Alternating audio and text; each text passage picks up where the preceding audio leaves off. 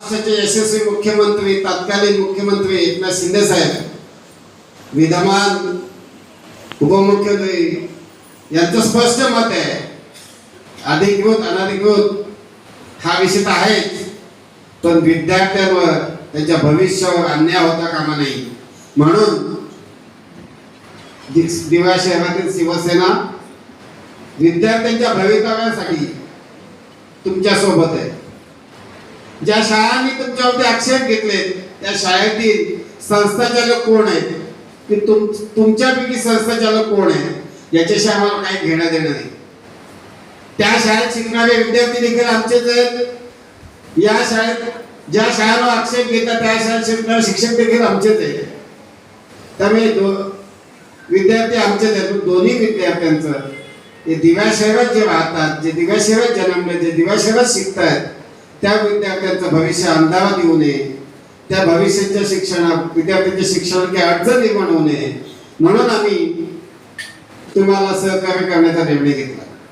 मला माहिती आहे की तुमच्या शाळा अनाधिकृत म्हणून का गणल्या गेल्या, की दिवा हा पूर्णतः 1992च्या शहर विकास आराखड्यानुसार आणि 2003च्या CRZ कायद्यांमुळे दिवा हा पूर्णतः 80% म्हणता येईल.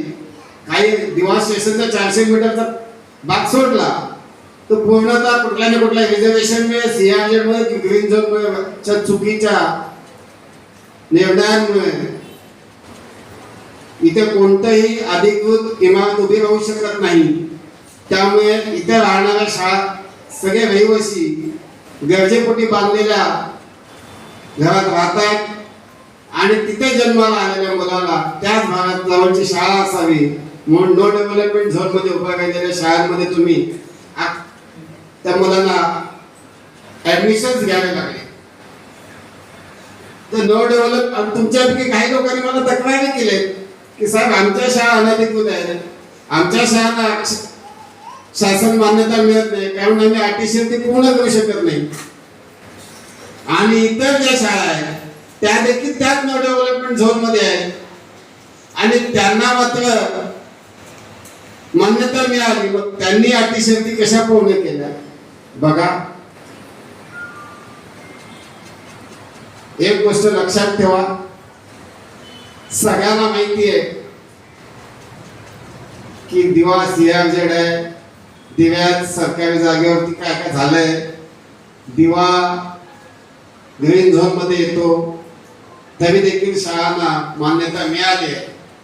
त्यांनी ज्या पद्धतीने मिळाली आहे आता तुम्ही देखील तुमच्या मागे ते लागले तुमच्या शाळा आणि तुम्ही त्यांच्या शाळेची माहिती काढायला मागे लागलाय म्हणजे आता त्याला सगळा उलगडा होणार आहे.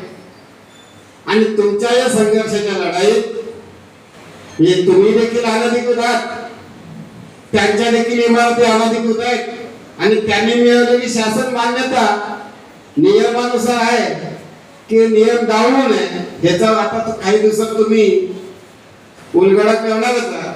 तर मी दिवेकरांना स्पष्ट समजणार आहे कोण अधिकृत आहे आणि कोण अनधिकृत आहे. म्हणून मी अधिकृत आणि अनधिकृत म्हणत मी वादग्रस्त म्हणतोय.